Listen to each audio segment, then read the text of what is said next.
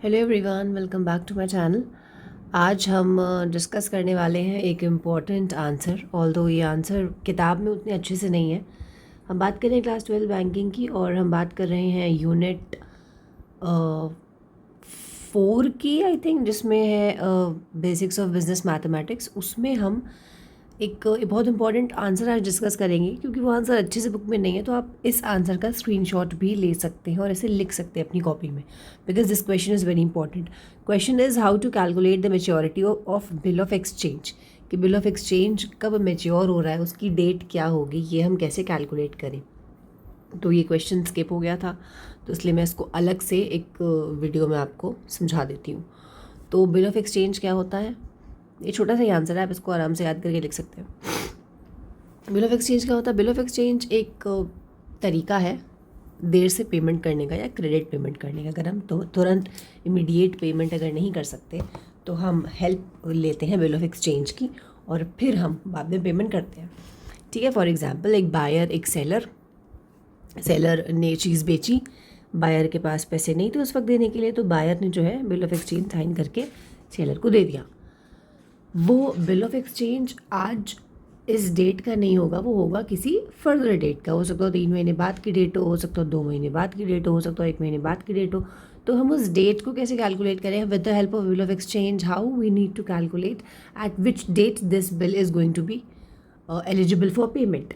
कब पेमेंट के लिए एलिजिबल होगा, ये हमें पता लगाना होता है। ठीक है, तो इसके लिए आप शुरू में बिल ऑफ एक्सचेंज एक लाइन में एक्सप्लेन करिएगा, उसके बाद आप लिखेंगे ये आंसर। देखिए, मैं इसको एक्सप्लेन कर देती हूँ। टू कैलकुलेट द मेच्योरिटी, एक मेच्योरिटी को कैलकुलेट करने के लिए आपको क्या करना पड़ता है? Add 3 days of grace to the nominal due date. Simple बात यह है कि जिस भी दिन या जिस भी डेट पे आपका बिल ऑफ एक्सचेंज मेच्योर हो रहा हो, उस डेट पे 3 दिन और जोड़ दीजिए as a days of grace, और फिर आपकी डेट निकल आती है। ठीक, the calculation excludes the date of drawing. जिस डेट पर ड्रॉ किया जा रहा है उस डेट को नहीं गिनना है, उसके अगले दिन की डेट को गिनना है। ठीक है, और इंक्लूड करता है डेट ऑफ पेमेंट। जिस दिन पैसा रिसीव करना है उस दिन को गिनना होता है। इफ़ द मेच्योरिटी डेट, अच्छा, अगर मान लो मेच्योरिटी डेट हमारी संडे को पड़ रही है, तो आपको एक दिन पहले उसको मेच्योर करवाना पड़ेगा। ठीक है, the preceding business day is considered the due date, that is Saturday would be considered as a due date. मान लो हमने 1 महीने का बिल लिया, तो हम 1 महीने की डेट हमने 30 अगस्त थे मान लो, और 30 सितंबर 1 महीने का बिल हो गया। अब हम इसमें 3 दिन और जोड़ेंगे, 31, 1, 2 को मान लो अगर संडे पड़ रहा है, तो हम फिर 1 को ही अपने बिल को मेच्योर करवा लेंगे। तो अगर मेच्योरिटी पे संडे पड़ रहा है, कोई छुट्टी पड़ रही है, होली दिवाली पड़ रही है, तो आपको प्रीसीडिंग बिजनेस डे पे करना होगा। अब इसके स्टेप्स कि कैसे हम कैलकुलेट करें, इस आंसर को ऐसे ही लिखिएगा तो आपके लिए बेटर रहेगा, क्योंकि स्टेप्स में आपको समझने में भी इजी होगा और कॉपी करेक्शन करने वाले को भी इजी होगा, क्योंकि अब तो भाई और OSM होगा तो थोड़ा सा और सही रहेगा। Step number 1, identify the term. सबसे पहले टर्म आइडेंटिफाई करिए कि कितने दिन के लिए बिल लिया गया है। 2 महीने बाद पैसा देगा, 3 महीने बाद पैसा देगा, कब देगा। सेकेंड, अब कैलकुलेट करिए ड्यू डेट। अब ये कैलकुलेट करिए कि कितने ड्यू डेट, किस डेट पे हमारा बिल मेच्योर हो रहा है।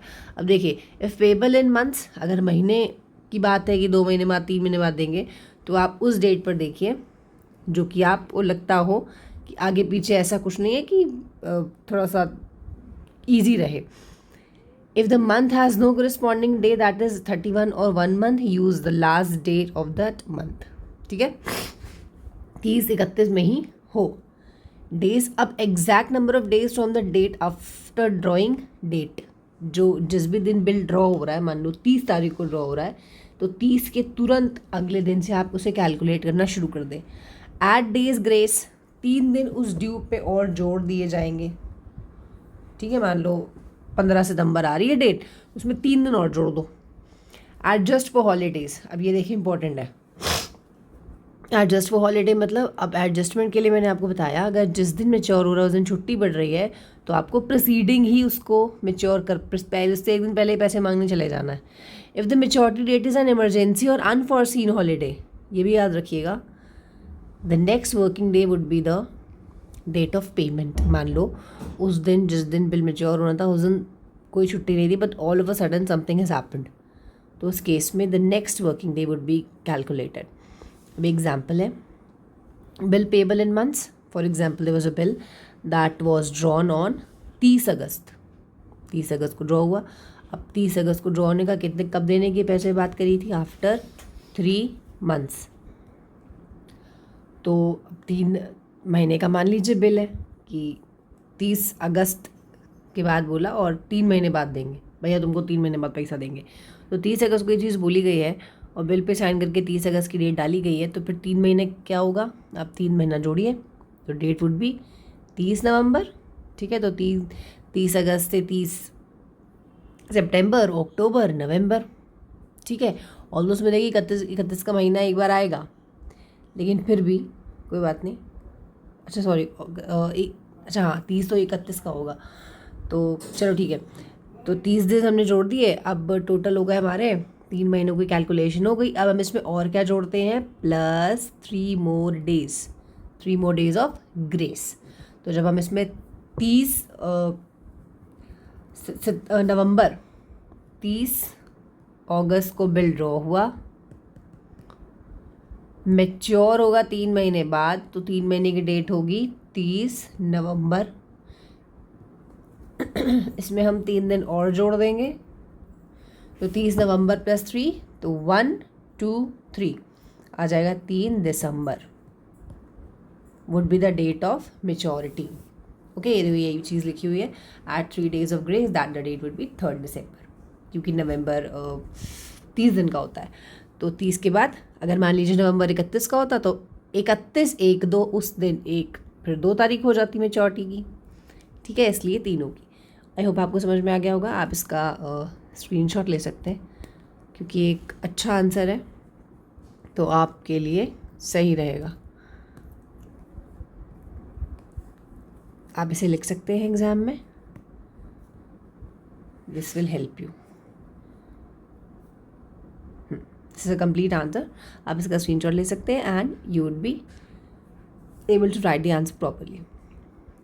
Okay everyone, thank you for watching this video. कोई और डाउट हो तो आप मुझे मैसेज कर सकते हैं. Thank you.